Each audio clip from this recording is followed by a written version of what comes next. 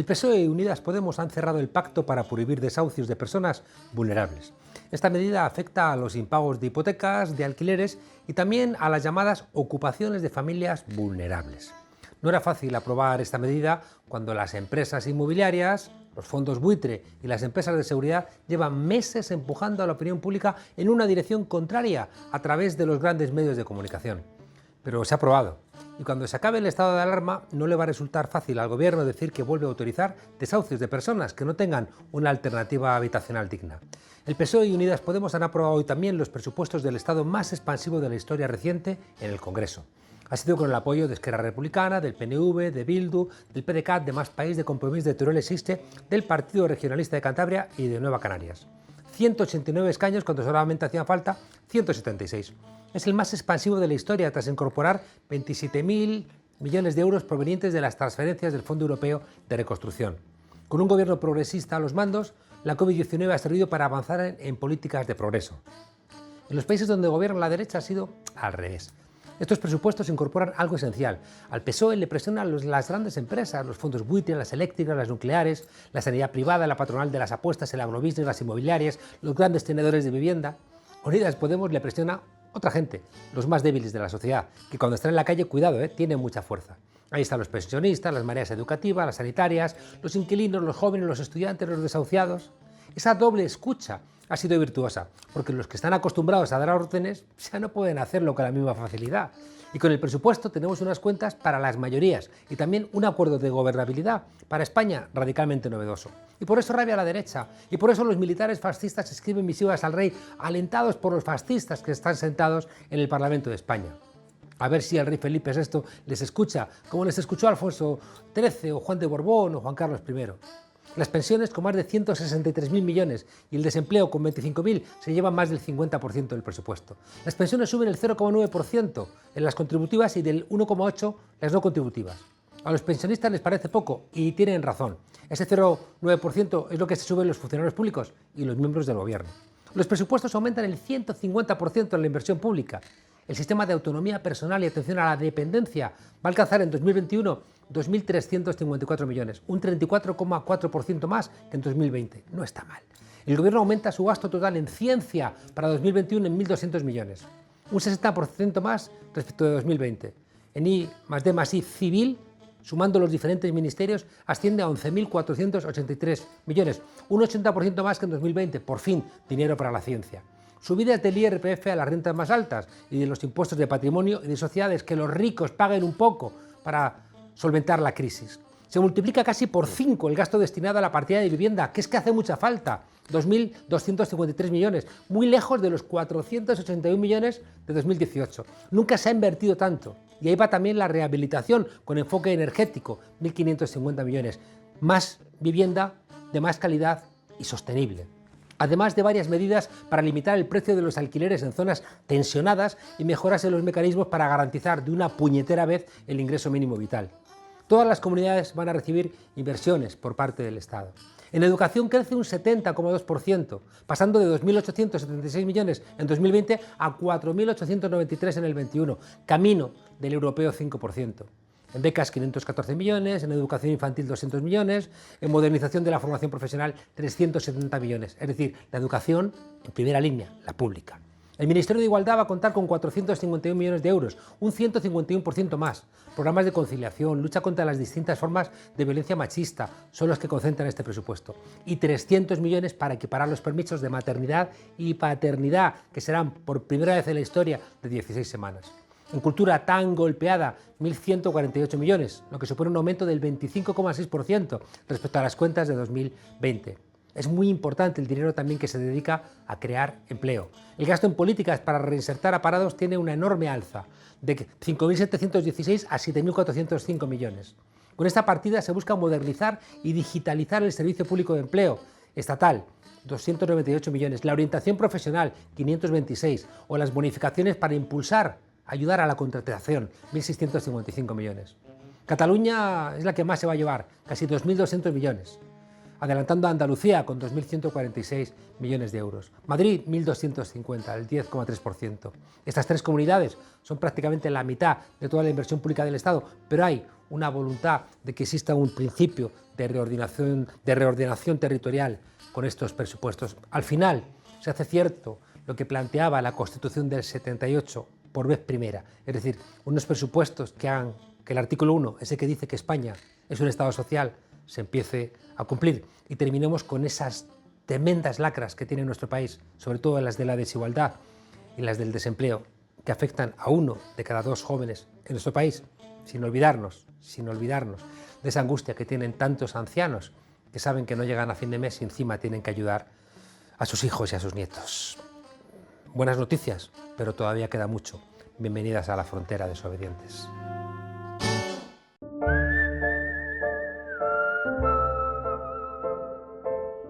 La misión histórica del Partido Socialista desde que recuperamos la democracia ha sido canalizar las fuerzas de cambio moderándolas. Pasó 1975. Si bien es cierto que Franco murió en la cama, el franquismo murió en las calles. Frente a las propuestas de ruptura impulsadas popularmente, el PSOE optó por la reforma, que venía con Rey, con la amnistía a los franquistas y con la colocación de los últimos 50 ministros de Franco en la política o en las empresas. Pasó en el 93, cuando Felipe González pudo pactar con Izquierda Unida y Anguita, pero prefirió pactar con el corrupto Pujol. Pasó en 2011, cuando el 15M abrió la posibilidad de regenerar la política española. Y también en 2014, cuando en vez de apostar por la transformación, una parte del PSOE quería, igual que hoy, una gran coalición con el Partido Popular. En 2020, sin embargo, fue posible el pacto con Unidas Podemos. Y muchas cosas que parecían imposibles empezaron a tomar cuerpo. Es muy probable que estemos ante un giro histórico, que empiece a cerrar las 4 heridas históricas de España. La colonial, para que en el futuro ningún ministro de Asuntos Exteriores mande inspeccionar el avión de un presidente boliviano porque se lo ha mandado a Estados Unidos. También para que no nos olvidemos del Sáhara y nuestras responsabilidades, y tampoco para que no se reconozcan a presidentes autoelegidos en una plaza. La herida territorial, incorporando a la izquierda nacionalista a la gobernabilidad de España. La herida social, con unos presupuestos que aumentan el 150% en la inversión pública y que termine con las desigualdades, con la precariedad, con el desempleo juvenil y con la pobreza. Y por último, pero no menor, la herida ciudadana, donde dejemos de ser súbditos y nos sintamos ciudadanos y hagamos cierto aquello de que sin reyes, ni dioses, ni tribunos en las instituciones. Yone Belarra, secretaria de Estado de Agenda 2030 y diputada por Navarra, ha estado en la sala de máquinas de ese quirófano, aquí sí hay quirófano, donde se han empezado a curar estas heridas. Yone Belarra, buenas noches, muchas gracias por acompañarnos aquí en la frontera. Un placer estar aquí, como siempre. Y enhorabuena, el acuerdo sobre desahucios creo que es histórico.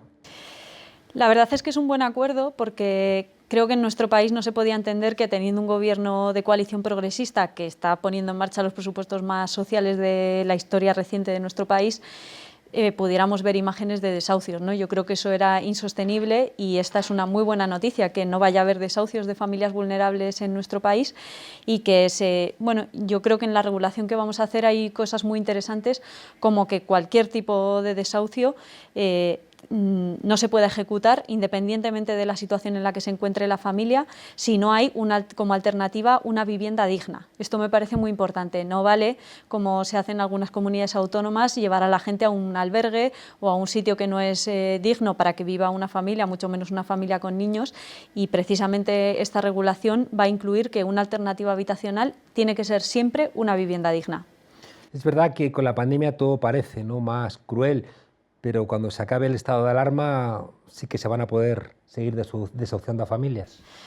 Yo confío en que no. Estamos negociando también ahora, en paralelo a esta regulación, la ley de vivienda, y precisamente una de las cosas que nos han dicho los organismos internacionales durante muchos años es que no puede haber desahucios sin alternativa habitacional en un país democrático y en un país que tiene el derecho a la vivienda recogido en su Constitución, ¿no?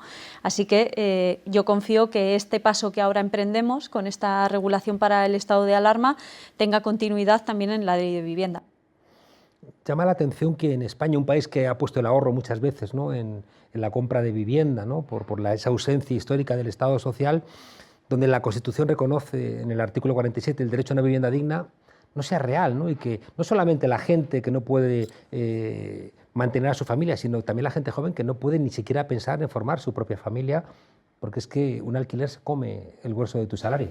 Tal cual. Y fíjate que yo creo que además la vivienda ha sido no uno de los negocios, sino el gran negocio que se ha hecho en nuestro país, porque muchos, desde fondos buitre, bancos, han entendido la vivienda y la acumulación de viviendas como un negocio que se podía hacer y que estaba muy incentivado también con beneficios fiscales como las SOCIMIs. Yo creo que tenemos que mandar un mensaje claro con la ley de vivienda, y es que con la vivienda no se puede especular. Esa es la única forma en la que podríamos garantizar efectivamente ese artículo de la Constitución y poder garantizar que cualquiera en nuestro país tiene una vivienda digna. Precisamente los compañeros y compañeras de la PA y del Sindicato de Inquilinas, una de las cosas que nos trasladaban es que la mayor brecha que existe en España es si tú vas a heredar una vivienda o no. Una de las cosas que más marca el proyecto de vida que tú puedes realizar es si tú estás en el grupo de gente que va a poder heredar una vivienda y con eso ganar un cierto nivel de vida o no. Yo creo que eso hay que equilibrarlo y que necesitamos, por ejemplo, esa regulación de precios del alquiler como agua de mayo. O sea, necesitamos pinchar de una vez por todas la burbuja del alquiler y que los precios no solo se congelen, sino que empiecen a bajar, porque eso es lo que va a permitir a muchos jóvenes poder independizarse, es lo que va a permitir mujeres que viven situaciones en las que no están conformes en sus casas poder salir. Es una situación que yo creo que va a facilitar la vida a mucha gente. Es verdad que cuando uno entra en un gobierno pierde cierta épica, ¿no? Sobre todo para la gente más joven. En cambio, una política pública, que es muy difícil que tú digas a los jóvenes, emocionate con una política pública, ¿no? Cuando te emocionas más, no sé. Pero te puedes emocionar con con tener una casa en la que vivir con tu novia. Claro, ahí sí te puedes emocionar. Claro, por eso digo, pero si tú ofreces a los jóvenes alquileres a 200 o 300 euros, coño, ahí sí que parece que ahí sí que hay un poquito de épica, ¿no? Efectivamente. Yo creo que la épica aquí está en la dirección que está tomando nuestro país, que por muy exaltadas que están las derechas, ¿no? La dirección en la que estamos avanzando con esta mayoría consolidada después de los presupuestos evidencia que hay un nuevo país que se está construyendo ya y que avanzamos con paso firme, ¿no? Bueno, estamos viendo cosas que no se han visto nunca, como por ejemplo que haya 2-8 de marzo históricos en nuestro país en los que somos referencia internacional y automáticamente, prácticamente en tiempos institucionales, al año, a los 2 años siguientes, tengamos un Ministerio de Igualdad que hace de esa demanda del solo sí es sí una ley. Bueno, yo creo que eso algo de épica tiene. Hemos escuchado barbaridades a Cayetana Álvarez de Toledo diciendo que el Poder Judicial era el último valladar contra el gobierno socialcomunista. Hemos visto a Teodoro García Egea diciendo que, en tanto en cuanto esté Podemos en el gobierno, que ellos prefieren pasarse la Constitución por el arco del triunfo. Sin embargo, parece que va adelante la reforma del Consejo General del Poder Judicial. Bueno, porque nos encontramos ante un gobierno de los jueces en este momento que paradójicamente está fuera de la Constitución. O sea, están realmente en una situación de excepcionalidad democrática en el que el gobierno de los jueces sigue en funciones después de 2 años, precisamente porque hay un partido en las instituciones, que es el Partido Popular, que siempre ha querido controlar, lo dijeron explícitamente, diciendo que querían controlar la Sala Segunda del Tribunal Supremo por la puerta de atrás. Han querido controlar el Poder Judicial y parece que es de alguna manera el último bastión de la derecha, ¿no? Creo que por eso precisamente la reforma del Consejo General del Poder Judicial es especialmente importante. En un momento en el que ahora mismo en el Parlamento hay muchísimas fuerzas representadas, necesitamos otro sistema de elección que permita reflejar esa pluralidad política y que no se repartan los cromos 2 grandes partidos. ¿Ha habido algún tipo de reconsideración? Porque hemos escuchado que el Partido Popular ha intentado presionar desde Europa respecto de la reforma del Consejo General del Poder Judicial y en esta propuesta que hemos escuchado no aparecen esas mayorías reconsideradas, sino simplemente la imposibilidad de que se puedan elegir nombramientos. ¿Se ha escuchado a esas quejas?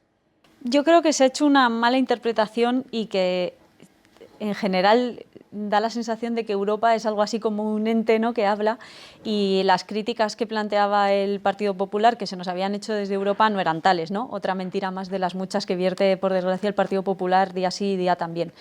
Básicamente lo que hemos hecho ha sido dar el primer paso, y precisamente esta legislación que presenta el grupo parlamentario, que presentamos como grupo parlamentario, lo que busca es que precisamente ese gobierno de los jueces, cuando está en funciones, no tenga todas las capacidades y toda la posibilidad, por ejemplo, de hacer nombramientos como tenía hasta ahora. Creo que es algo sensato porque ya se aplica, por ejemplo, al gobierno de nuestro país, que cuando el gobierno está en funciones no puede hacer todo lo que puede hacer un gobierno que está recién elegido, ¿no? Pues esto es lo mismo, que un gobierno de los jueces que está en funciones no pueda seguir nombrando jueces y perpetuarse en todo el tiempo que quiera. No sé si tú como secretaria de Estado tienes una respuesta, yo como ciudadano no la tengo. ¿Por qué no ha dimitido este Consejo General del Poder Judicial cuando lleva 2 años caducado? Porque si hubieran dimitido quizá se hubieran acelerado los cambios. Pues por eso creo yo que estamos en un momento de excepcionalidad democrática, porque no se entiende que con todo lo que está cambiando en nuestro país, con todos los cambios que ha habido ya a nivel parlamentario y que se han traducido en un gobierno de coalición, que es el primero de la historia reciente democrática de nuestro país, el sistema judicial le cueste tanto que lleguen los cambios precisamente al sistema judicial, ¿no? Quizás es uno de los poderes o el poder más al que más le cuesta cambiar y que está más anquilosado. Otra cuestión que nos sorprende a los que miramos la política desde la televisión, cómo en un Parlamento con una imagen, ¿no?, de ruido, de bronca, puede haber aprobado unos presupuestos que han requerido tanta complejidad. Pues porque la bronca la monta solo una parte de la bancada, que yo creo que es lo que se transmite mal, ¿no?, hacia afuera hacia la ciudadanía cuando se enfocan las cámaras. Porque no todas las bancadas estamos haciendo ruido. Precisamente el gobierno del Partido Socialista y Unidas Podemos lo que está haciendo es trabajar y sacar adelante todas las leyes que estaban atascadas, que llevábamos demasiado tiempo en nuestro país con muchísima parálisis, en la que el gobierno del Partido Popular no solo que hizo contrarreformas en su primera etapa, sino que después básicamente no hizo nada. Y ahora tenemos un montón de cosas que hacer en sentido progresista, pero también tareas que teníamos atrasadas como gobierno.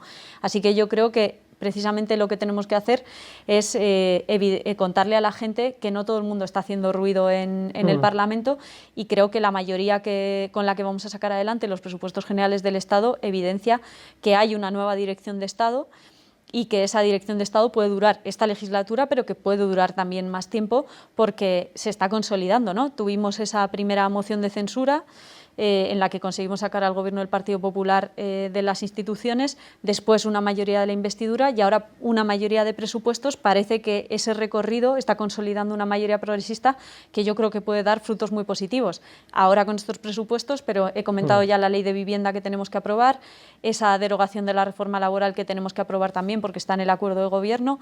Tenemos retos muy importantes para el próximo semestre y que esa mayoría esté consolidada yo creo que es una muy buena noticia para ese camino que tenemos que recorrer. Ahora te pregunto sobre eso, pero tengo la sensación de que la derecha anclada en ese pacto con la extrema derecha, esa foto de Colón, como solemos referirlo, sabe que es incapaz de ganar ni un solo voto del bloque de la izquierda y por tanto dice, bueno, pues ya que no voy a ganar ningún voto de ese bloque, voy a intentar desanimar a sus votantes, voy a intentar llenarlo todo de ruido para que funcione esa idea de que todos son iguales.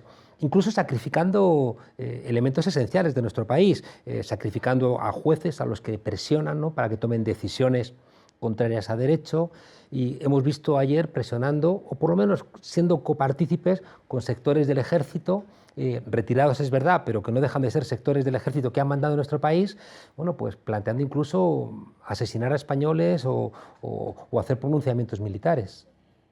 No le quito ninguna importancia a la exaltación que tiene la derecha. Lo que pasa es que yo creo que esa exaltación habla de su propia debilidad, sabiendo que no teniendo ahora la capacidad de llegar a acuerdos con la derecha nacionalista, tanto con la catalana como la vasca, eso les dificulta mucho poder volver al gobierno de nuestro país. Creo que por eso están tan exaltados, pero no quiero quitarle importancia a esa exaltación, porque precisamente cuando un partido como Vox dice que este gobierno no es legítimo, dice que preferiría el gobierno, que preferiría una dictadura militar como el franquismo al gobierno legítimo que ha salido de las urnas, que es este, yo creo que estamos en una deriva muy peligrosa a la que por otra parte Vox está arrastrando al Partido Popular y también a Ciudadanos, no lo olvidemos, porque ahí sigue Ciudadanos sosteniendo ese gobierno de la Comunidad de Madrid, ese gobierno de Andalucía, ese gobierno en la región de Murcia.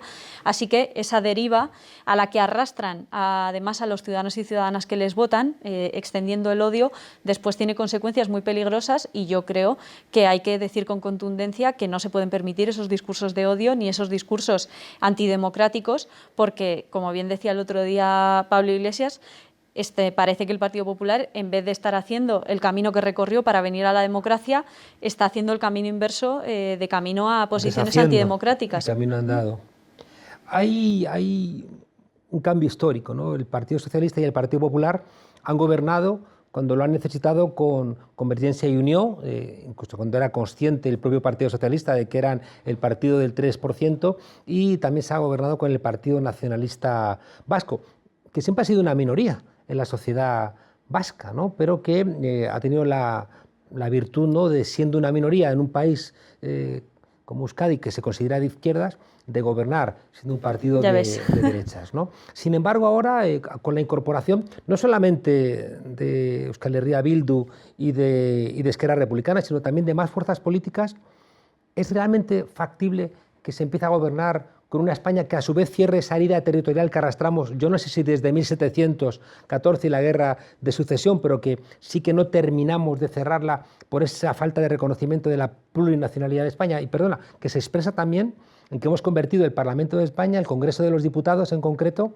en una suerte de Senado, lleno de pequeños partidos, ¿no?, con sus reivindicaciones territoriales, porque el Senado no está haciendo esa tarea. Yo creo que es una muy buena noticia que tanto EH Bildu como Esquerra Republicana de Cataluña hayan pasado de la abstención al sí en estos presupuestos, porque eso evidencia una responsabilidad con el conjunto del país, que yo creo que es una muy buena noticia tanto para Euskadi como para Cataluña, como también para el conjunto del Estado. Yo creo que es una muy buena noticia que se hayan sumado a ese bloque de gobernabilidad, porque, insisto, creo que con el bloque de dirección de Estado, que tengo que decirlo, tiene como uno de los ejes vertebradores fundamentales a Pablo Iglesias, que es quien es capaz de articular esa mayoría, eso nos va a permitir sacar adelante legislaciones, propuestas, ideas que precisamente a la hora de resolver la cuestión territorial van a ser fundamentales. Esa mayoría nos va a permitir, yo creo, avanzar de una forma transformadora, de una manera que hace unos pocos años ni siquiera nos imaginábamos, ¿no? A mí me preocupa mucho la cuestión social, evidentemente, pero por supuesto la cuestión territorial tiene que estar también en el centro del debate y resolverse de una manera democrática. Es verdad que Pablo Iglesias se adelantó a todo esto con aquel encuentro de Zaragoza, ¿no?, donde se invitaron a las fuerzas nacionalistas para decirles por qué no intentamos, ¿no?, todo esto de una manera diferente. Estamos empujando ese nuevo país desde entonces, y yo creo que todos los pasos que hemos dado contribuyen en esa misma línea. Ese país, ¿cómo tiene que ser? Bueno, pues yo creo que además coincidimos tanto con EH Bildu como con Esquerra Republicana de Cataluña en que necesitamos más políticas feministas. Ahí nos vamos a encontrar. Creo que vamos a ser capaces de ser más ambiciosos en políticas verdes, que esa transición ecológica que estamos empujando ahora con los fondos europeos sea una transición ecológica que sea justa, que ayude a la redistribución de la riqueza, porque si no lo que va a ocurrir es que las grandes energéticas que han hecho el negocio, han hecho grandes negocios contaminantes en España y fuera de España, van a ser ahora las principales beneficiadas de ese capitalismo verde, ¿no? Pues yo creo que para ayudar a que la transición ecológica sea justa, contribuya a la redistribución de la riqueza, poder contar con estos socios es una buena noticia, también para hacer políticas, como decía, feministas más ambiciosas, para fortalecer de verdad los servicios públicos. En ese camino y en esa articulación de la mayoría, en la que creo que Unidas Podemos ha jugado un papel clave, contar con estos socios desde luego nos va a ayudar a que realmente se hagan políticas de izquierdas. Con fuerzas de la izquierda en Euskadi, en Baleares, en Cataluña, apoyando el gobierno de España, ¿qué ocurre con las fuerzas hermanas, ¿no?, de Podemos en esos territorios, ¿no? Porque si esas fuerzas se diferencian en que no son independentistas y tienen que referenciarse, ¿no?, con España, no parece posible que lo hagan si España no es diferente, si España no rompe ese mantra de que es irreformable, o dicho de otra manera, creo que la única manera de que exista Unidas Podemos en Euskadi o en Cataluña es si Unidas Podemos es una fuerza federal y republicana. Claro, pero yo precisamente, a mí lo que me gustaría que pasara es que tanto en Euskadi como en Navarra tuviéramos gobiernos en el próximo ciclo nítidamente de izquierdas. O sea, yo creo que eso es hacia donde tenemos que caminar. Y el otro día lo decía con total claridad también en un medio de comunicación que me hace una entrevista para Navarra, lo decía clarísimamente. Si podemos conseguir algún día que haya un gobierno nítidamente de izquierdas, tanto en Euskadi como en Navarra, tiene que ser porque Unidas Podemos está muy fuerte. Porque la condición de posibilidad de que hubiera, por ejemplo, un gobierno del cambio en 2015 en Navarra tiene que ver con que Unidas Podemos sacó un resultado histórico, con un número de parlamentarios que nadie se esperaba. Entonces, yo creo que ahora tenemos que volver a ese camino en el que Unidas Podemos esté muy fuerte y eso nos permita articular una mayoría, tanto en Euskadi como en Navarra, que haga un gobierno de izquierdas como el que estamos construyendo con nuestras dificultades en el gobierno del Estado. ¿Son estos presupuestos los presupuestos más feministas de la historia? Diría que sí, sí, casi sin ninguna duda, porque precisamente el trabajo que está haciendo el Ministerio de Igualdad, que no tiene solo que ver con la financiación, pero evidentemente sin financiación no podemos hacer políticas feministas de verdad, está dando este Ministerio de Igualdad unos pasos de gigante para tener esa España más feminista. Por ejemplo, el programa Corresponsables que ha puesto en marcha por primera vez el Ministerio de Igualdad. Por primera vez, una administración pública se corresponsabiliza de los cuidados y saca los cuidados de la esfera privada para pasarlos a la esfera pública y que dejen de estar sistemáticamente sobre los hombros de las mujeres. Yo creo que esos 200 millones que van para el programa Corresponsables son un hito histórico y señalan un camino en el que creo que queda mucho por recorrer, pero que estamos haciéndolo en el sentido correcto. Por ejemplo, decía el otro día Irene Montero que solo hay un 12% de países que en las medidas que han implementado para la pandemia le han puesto enfoque de género.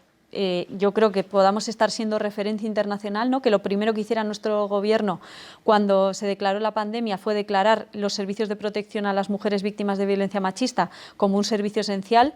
Bueno, pues revela que estamos a la vanguardia de Europa y eso tiene mucho que ver con que tenemos una ministra feminista al frente del Ministerio de Igualdad. ¿Es imposible hacer políticas feministas solamente desde el ámbito del feminismo? Dicho de otra manera, si no te apoya economía, Total. Hacienda, trabajo, si me apuras, el Ministerio de Asuntos Exteriores, es decir, todo el gobierno, si no tiene sensibilidad feminista, un Ministerio de Igualdad se queda paticorto. ¿Hay sensibilidad en el conjunto del gobierno para este tipo de políticas? Bueno, yo creo que está siendo ya muy evidente y creo que no se le escapa a nadie que en este gobierno hay dos almas y que no todas las almas piensan igual, reciben las mismas presiones, reciben llamadas de los mismos sectores cuando hay que hacer políticas y eso es evidente y yo creo que lo tenemos que normalizar. Hay diferencias en el gobierno, hay diferentes sectores o intereses encontrados, pero que muchas veces lo fundamental es que podamos ser capaces de llegar a acuerdos y llegar a políticas que mejoran la vida de la gente. En el caso de la igualdad y del feminismo, eso está recogido en el acuerdo de gobierno.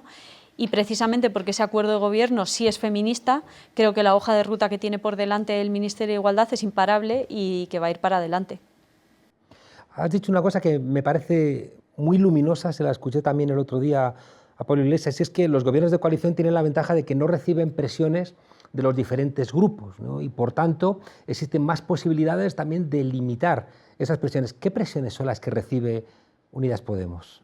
Bueno, nosotros recibimos presiones de muchos sectores sociales principalmente, desde el movimiento por la defensa de una vivienda digna, desde el movimiento que está pidiendo la regularización de las personas migrantes, de sectores ecologistas, por ejemplo, ahora mismo vengo de una jornada con el medio rural.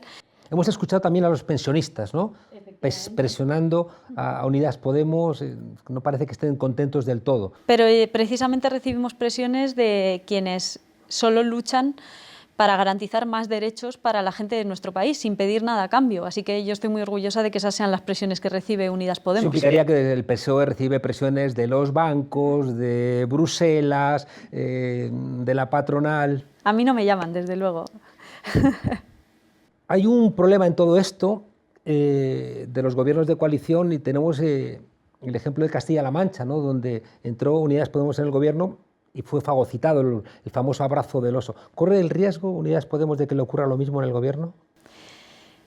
Nosotros somos conscientes de que nuestra posición en el Gobierno es complicada, pero creo que cuando eres imprescindible, y creo que vamos a ser durante mucho tiempo imprescindibles para armar una mayoría parlamentaria, y tienes claro cuáles son los intereses que defiendes y tienes una hoja de ruta clara de cuáles son las prioridades de la gente de tu país, por ejemplo, todo el énfasis que estamos haciendo nosotros en los temas de vivienda que afectan a millones de personas en nuestro país, o el énfasis, el poder, ¿no?, dirigir una cartera de la enjundia que tiene el Ministerio de Trabajo, que puede cambiar con una regulación como la de los riders la vida de los trabajadores y trabajadoras más precarias de nuestro país, que están siendo explotados por grandes multinacionales. Yo creo que con la correlación de fuerzas que tenemos y siendo imprescindibles en el Parlamento, si tienes clara la hoja de ruta, puedes empujar transformaciones profundas que, por otro lado, no sabes a dónde te pueden llevar. Yo creo que precisamente hay mar de fondo en lo que nosotros estamos haciendo. Hay mejoras concretas, como la prohibición de los desahucios que vamos a aprobar, pero luego todas esas transformaciones que van empujando un determinado horizonte de país, que van dibujando un cambio cultural, son muy importantes para el país que nosotros queremos construir.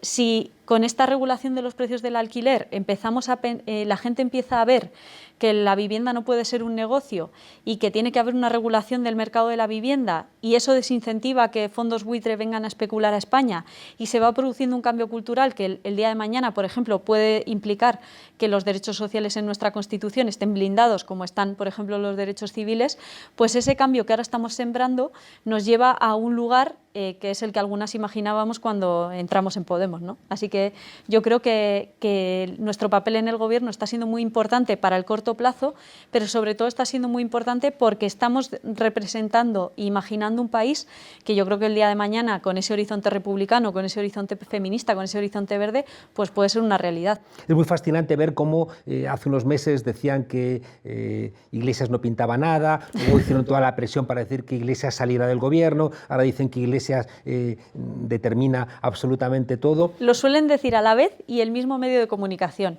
que no pintamos nada y que el único que manda es Pablo Iglesias. ¿Recuerdan esas manifestaciones de los negacionistas donde hay un tipo con una pancarta diciendo la COVID-19 no existe? Al lado hay uno que dice la COVID-19 es un invento chino, al lado hay otro tipo que dice la COVID-19 es un invento de Bill Gates y Soros que nos van a inocular con la vacuna un microchip. Están todos al lado y digo, no deben estar leyéndose las pancartas unos Hay que unos pulir a el otros. argumentario y que sea coherente, sí, es importante.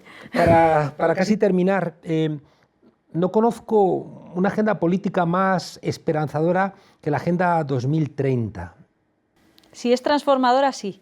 Si es un pin en la solapa, como se la han puesto muchas empresas, pues no. Pero si es como nosotros entendemos la Agenda 2030, que tiene que traer grandes transformaciones para nuestro país en igualdad de género, en transición ecológica o en una reforma fiscal, pues sí, pues la Agenda 2030 es seguramente el acuerdo internacional más ambicioso que se ha firmado nunca. Hay una cosa que me gusta mucho de la Agenda 2030, es que sale del maximalismo. El maximalismo que muchas veces ha tenido desde el ecologismo, desde la izquierda, que luego no era real y que generaba melancolía. En cambio, tengo la sensación de que la Agenda 2030 plantea transiciones, ¿no? Y que por tanto son logros concretos que van a mejorar la vida concreta de la gente y van a ir ayudándonos, ¿no?, a cambiar incluso nuestros patrones de vida, de consumo, hacia un mundo más sostenible y más justo. Y para definir esa agenda, el trabajo que hicieron los movimientos sociales y la sociedad civil fue imprescindible. Sin ese trabajo previo no se habría definido la agenda tal y como la conocemos hoy. Y precisamente si conseguimos que la agenda cambie lo que siempre decimos que es pasar de las palabras a los hechos, de las grandes declaraciones a las políticas concretas, si conseguimos que todos los actores que se ponen el pin cambien su forma de hacer las cosas, yo creo que esa agenda puede permitirnos imaginar un país en el año 2030 en el que la gente viva mucho mejor y mucho más feliz. Navarra ha sido pionera de muchas de las cosas que estamos viendo ahora. Efectivamente, me gusta sacar pecho de Navarra en un día como hoy además, pero creo que es verdad. O sea, nosotros la cultura del acuerdo, por ejemplo, la cultura de la coalición, la tenemos incorporada desde hace muchísimo más tiempo, la normalización de las diferencias entre fuerzas políticas que son diferentes, pero que son capaces de ponerse de acuerdo para una cosa muy importante, que es mantener a la derecha alejada de las instituciones, que ya sabemos lo que ha hecho cuando han sido gobierno, y también para empujar transformaciones progresistas. Bueno, pues por ejemplo la ley de vivienda navarra fue una de las más una ley pionera ya hace varios años. O sea que... Recuerdo actos en Navarra con aquella plaza llena, ¿no?, que demostraba la enorme esperanza. Y tú, ¿no?, en una tarima muy bajita, sí. Pero esa esperanza, ¿no?, que tenía la gente navarra en Unidas Podemos, ¿se mantiene? Se mantiene, y yo lo que le pido a los navarros y a las navarras, aunque ahora no toque votar, es que confíen en nosotros y nos den la fuerza suficiente para seguir empujando transformaciones, porque cuando Unidas Podemos ha sido muy fuerte, bueno, pues yo creo que si ahora fuéramos más fuertes, por ejemplo, en Navarra, podríamos haber empujado una reforma fiscal más ambiciosa que la que plantean los presupuestos que se han aprobado ahora, que se aprueban ahora en Navarra. Veo que en todos sitios pasa lo mismo, le reclaman a Podemos como si tuviera 170 escaños, ¿no? En todos lados, ¿no? Se reclama mucho a Unidas Podemos, pero luego, coño, pues votad más, ¿no? A mí me gusta que nos reclamen, porque eso es porque creo que la gente nos reclama cuando cree que podemos hacer cosas, ¿no? Si la gente te ha dado por perdido, como a otros partidos, pues no te reclama nada.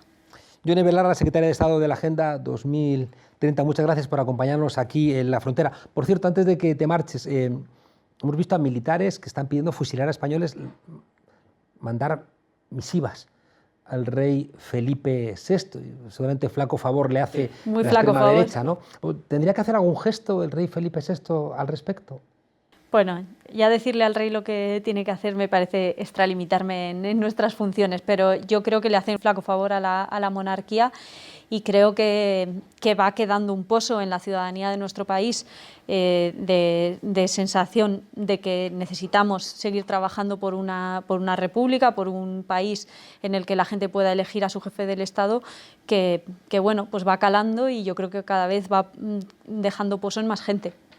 La ministra Margarita Robles era señalada por estos sectores como la mejor de las ministras del gobierno, sin embargo, les ha regañado. ¿Ha coincidido en esto con la ministra? Bueno, yo creo que ya dije de ese tema todo lo que tenía que decir, pero creo que hay que normalizar, como decía antes, las diferencias también dentro del seno del gobierno, y que siempre que eso nos lleve a empujar soluciones para la gente y políticas que mejoren la vida de la gente, pues bienvenidas sean las diferencias y los beef en Twitter. Pero Margarita Robles al final también ha dicho a esos militares golpistas que no tienen nada que ver con el ejército. Supongo que ahí sí que coincidís. O sea, yo quiero pensar que sean unos militares retirados, pues señala de alguna manera que las Fuerzas Armadas en España ya no son eso, ¿no? Yo quiero pensar que precisamente porque están retirados y ya no tienen peso político ni poder, se permiten decir esas cosas. Cuando les han pillado, muchos de ellos se han acobardado y han dicho, no, el móvil no era mío. Ya ves. Ay, Yone Belarra, muchísimas gracias por acompañarnos aquí en Nuestra Frontera. Un placer, muchísimas gracias.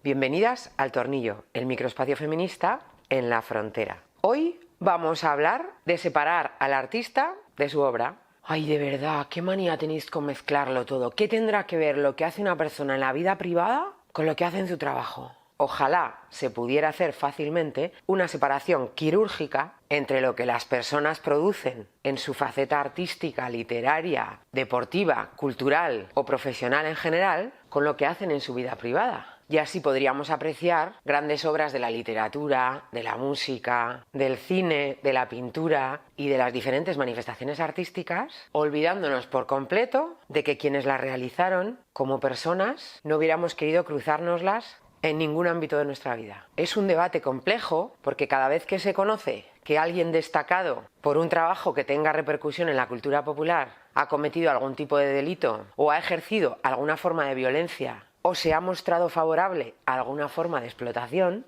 siempre aparecen voces que pretenden que no juzguemos su obra con los mismos criterios con los que juzgamos a la persona. Pues es que está súper claro, su vida es una cosa, pero su obra está para que la disfrutemos. Casualmente, este debate se inclina de manera bastante evidente hacia ensalzar la obra, dejando a un lado las acciones de la persona que la produce, cuando se trata de un hombre que las cosas cuestionables que ha hecho en su vida privada han estado relacionadas con la violencia contra las mujeres. Contra lo que pueda parecer, existen decenas de hombres que han confesado, han sido condenados o se ha demostrado que han ejercido diferentes formas de violencia contra las mujeres y que permanecen en la más absoluta impunidad. Incluso los hay que han recibido sentencias y sus correspondientes condenas, pero siguen permaneciendo en el Olimpo de los iconos de la cultura popular. Es que como sois, no les perdonáis ni un error. A pesar de la creencia extendida de forma interesada de que hay una especie de aparato de censura de la corrección política que no permite expresarse fuera del marco de lo que consideramos políticamente correcto, nuestros altares están llenos de hombres que han sido agresores, violadores, pederastas y que siguen ejerciendo su profesión o que, aunque ya no estén, siguen siendo venerados. Pablo Neruda, me gustas cuando callas porque estás como ausente, a pesar de que en su obra autobiográfica Confieso que he vivido, confiesa que violó a una mujer Dalit, y lo describe con bastante detalle, recibió el premio Nobel. Roman Polanski, a pesar de haber confesado que violó a una menor de 13 años en 1977 y de estar condenado y por ello no poder pisar territorio estadounidense, sigue siendo un director que no solo continúa ejerciendo su profesión, sino que lo hace con el aplauso del público y con el reconocimiento de los festivales internacionales. Fernando Sánchez Dragó, que confesó en una entrevista que había mantenido relaciones sexuales con dos menores de 13 y 14 años, está considerado por ciertos sectores un referente de la intelectualidad. Woody Allen, aunque fue absuelto de las acusaciones de abusos sexuales contra su hija, mantuvo relaciones sexuales con la que ahora es su esposa cuando ésta todavía era una adolescente que estaba bajo su cuidado porque era hija de su pareja y él era el director de cine más famoso del mundo. La lista de nombres es interminable. Sean Connery, Picasso, artistas y creadores de todas las disciplinas cuyo prestigio ha sobrevivido a las evidencias de haber sido violentos con las mujeres. Las voces autorizadas dicen que la obra no debe verse afectada por la vida, que la biografía es irrelevante, que la obra existe en un mundo ideal, ahistórico. Las voces autorizadas le sacan la cara al artista, al astro, al ídolo, al creador, al genio. Que por otro lado habría que preguntarse ¿quién ha puesto ahí esas voces autorizadas? Si no serán un poco patriarcales los criterios que han fundamentado los sistemas de valor del arte, de la cultura, de la literatura, del deporte, de la ciencia, y que han decidido quién es bueno y quién no. Vale, ¿y entonces ahora qué hay que hacer? Ya no leemos libros, ya no vemos películas, ya no... ¿Qué hacemos? ¿Qué hacemos? ¿Cancelamos a todo el mundo? ¿Boicot? Obviamente cada cual hará lo que pueda. Y nadie está proponiendo que se prohíban obras, ni películas, ni libros. Ese no es nuestro estilo. Ni siquiera que dejemos de disfrutar de obras sobre cuyos creadores tenemos opiniones negativas, pero que lo hagamos con criterio, a sabiendas, con contexto, reconociendo los retazos de genialidad que puede haber detrás de algunos monstruos, pero teniendo muy claro que los monstruos no existen, que la mayoría de los agresores, de los violadores, de maltratadores y feminicidas son hijos sanos del patriarcado. Y que una sociedad se retrata decidiendo quiénes son sus ídolos. Hoy os dejamos con una frase de Claire Dederer. Yo no soy ahistórica, ni inmune a la biografía. Eso queda para los vencedores de la historia, los hombres. Hasta ahora. Hasta la próxima vez que nos dejen salir.